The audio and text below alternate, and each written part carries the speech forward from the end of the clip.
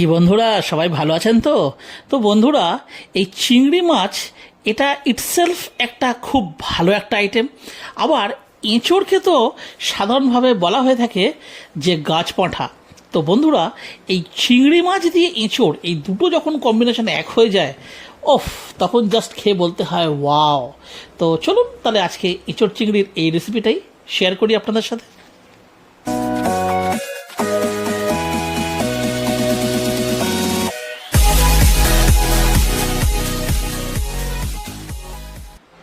তো এখানে দেখুন আমাদের কাছে রয়েছে মাঝারি সাইজের, মানে একটা ছোট্ট মতনই বলতে পারেন একটা এঁচোড়। তো প্রথমে এটাকে ছাড়িয়ে ছোটো ছোটো দেখুন টুকরো করে নিয়েছি। আর বন্ধুরা, প্রথমে এটাকে নুন হলুদ দিয়ে একটু সেদ্ধ করতে হবে। তাই দেখুন কুকারের মধ্যে নিয়ে নিচ্ছি আর কি একটা প্রেশার কুকার।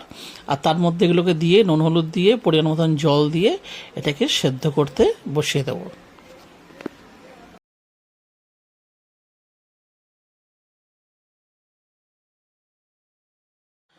তো বন্ধুরা, যতক্ষণে ওদিকে এঁচোড়টা সেদ্ধ হচ্ছে এদিকে চিংড়ি মাছটাকে ছাড়িয়ে নিই। তো এই দেখুন, দেখতেই পাচ্ছেন সাইজটা মোটামুটি ঠিকঠাকই আছে।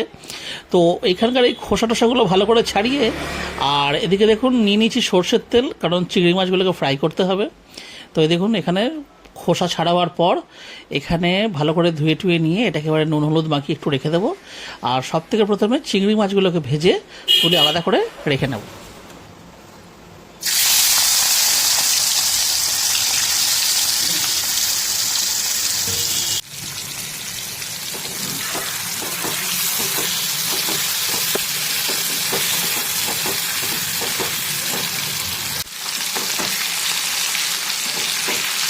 তো এখানে দেখুন চিংড়ি মাছগুলো কিন্তু ভাজা হয়ে গেছে।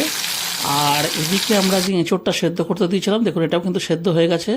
এটাকে ঝুড়িতে রেখেছি জল ঝরিয়ে। আর বন্ধুরা, ওই প্রেশার কুকারে দেখুন আবার আমরা দিয়ে দিচ্ছি টমেটো, আর সাথে দিয়ে দিচ্ছি আলু, কারণ এটা এঁচোড় চিংড়ি তো, সুতরাং সাথে একটু আলু দিলে মন্দ হবে না। এটাকেও দেখুন ওই নুন হলুদ দিয়ে কুকারে সেদ্ধ করে নেব।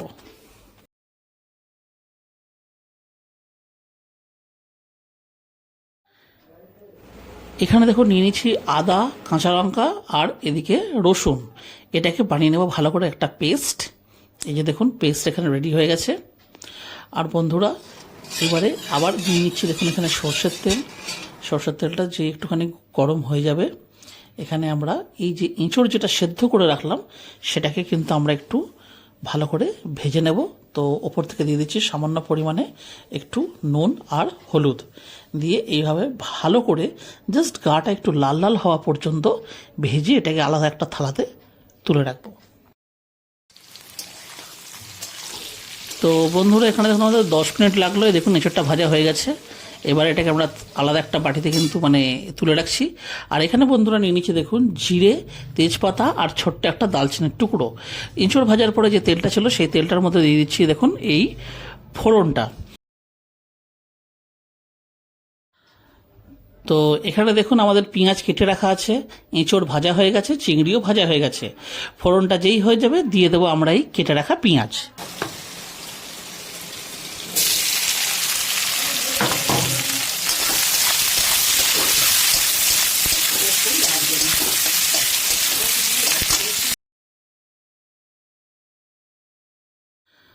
তো এখানে দেখুন পেঁয়াজটা কিন্তু ভাজা হয়ে গেছে। আর এই সময়তে দিয়ে দিচ্ছি আদা রসুন আর কাঁচা লঙ্কা যে পেস্টটা তৈরি করে রেখেছিলাম সেই পেস্টটা দিয়ে এটাকে ভালো করে এর সাথে করে দিতে হবে মিক্স।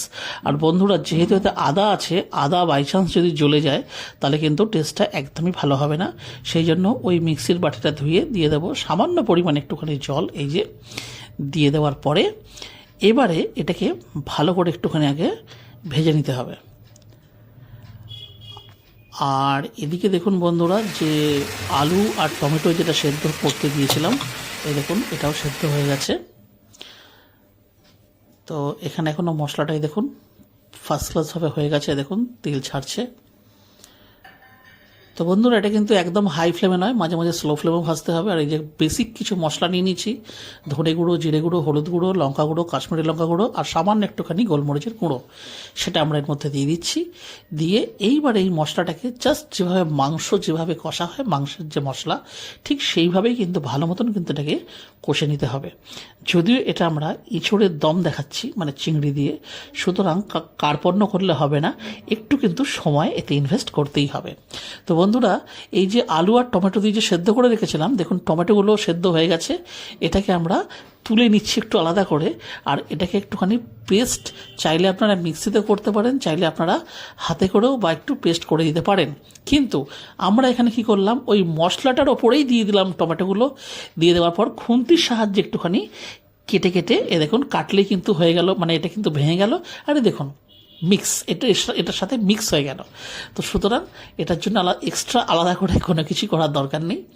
আর বন্ধুরা মশলাটা কষা হয়ে গেলে ভালো করে ওই ভেজে রাখা চিংড়ি মাছটা দিয়েও কিন্তু আমাদেরকে 5 থেকে 10 মিনিট আর একটু কষে নিতে হবে, যাতে চিংড়ির যে প্রপার স্বাদ, প্রপার গন্ধ, সেটা যেন মশলাটার সাথে মিশে যায়। আর বন্ধুরা এখানে আমরা যে জলটা যেটা ব্যবহার করছি, সেটা কিন্তু ওই আলু আর টমেটো সেদ্ধ করার পরে ওটাও কিন্তু নুন হলুদ দেওয়া জল ছিল, সেই জলটাকেই কিন্তু আমরা এই মশলাটা কষবার সময়তে মানে ব্যবহার করে যাচ্ছি। এখানে গ্যাসের ফ্লেমটা করে দিচ্ছি একটু স্লো, দিয়ে ভালো করে এটাকে আমাদেরকে কষে নিতে হবে একটু। দিয়ে কষা যেই হয়ে যাবে, ভেজে রাখা এঁচোড়টা আমরা এর মধ্যে দিয়ে দেব। দিয়ে আমাদের কিন্তু যেভাবে মাংস ঠিক কষা হয় সেভাবেই কিন্তু কখনো হাই ফ্লেমে কখনো স্লো ফ্লেমে কষে নিতে হবে প্রায় 10 থেকে 15 মিনিট। তো যাতে না মশলাটা জ্বলে যায়, সেই নুন হলুদ দেওয়া সেই জলটাই আমরা এতে ব্যবহার করছি, অল্প অল্প করে। একবারে কিন্তু সমস্ত জলটা দিয়ে দেবেন না, তাহলে কিন্তু টেস্টটা অন্যরকম হয়ে যাবে, কষার যে একটা স্বাদ সেটা কিন্তু হবে না। তো অল্প অল্প করে জল দিতে হবে, কখনো হাই ফ্লেমে কখনো স্লো ফ্লেমে এটাকে কষে নিতে হবে 10 থেকে 15 মিনিট পর্যন্ত। যেমন ধরুন এতক্ষণ স্লো ছিল, এখনও দেখুন স্লোই রেখেছি। আর এইভাবে এখানে দিয়ে দেবো আমরা কিছুক্ষণের জন্য ঢাকা চাপা। এই দেখুন গ্যাসের ফ্লেম স্লো আছে, বেশিক্ষণ নয়, 5 থেকে 7 মিনিট একটুখানি রেখে দিতে হবে।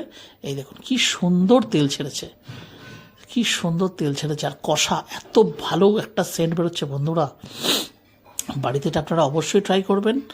আর এই দেখুন এইভাবে কিছুক্ষণ আরেকটু কিন্তু আমাদেরকে কষে নিতে হবে। দেখুন এখানে আমরা দিয়ে দিচ্ছি এবারে পরিমাণ মতন লবণ আর একটু অ্যাড করছি। বন্ধুরা যে কোনো খাবারই দেখবেন লবণ যদি মানে নুন যদি ঠিকঠাক না হয়, আপনি ওতে যত মশলাই দেন না কেন, কোনো কিছুর স্বাদ কিন্তু মানে ফেরত আসে না, মনে হয় যেন কিছুই দেওয়া হয়নি।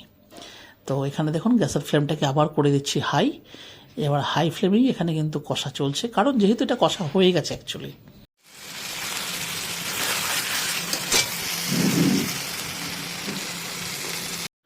তো যেহেতু কষা হয়ে গেছে, এবারে দিয়ে দিচ্ছি দেখুন সেদ্ধ করে রাখা আলু আর যেটুকু যা জল ছিল সেই সব সমেত এতে দিয়ে এইবারে এটাকে করে দিতে হবে ভালো করে একটা মিক্স।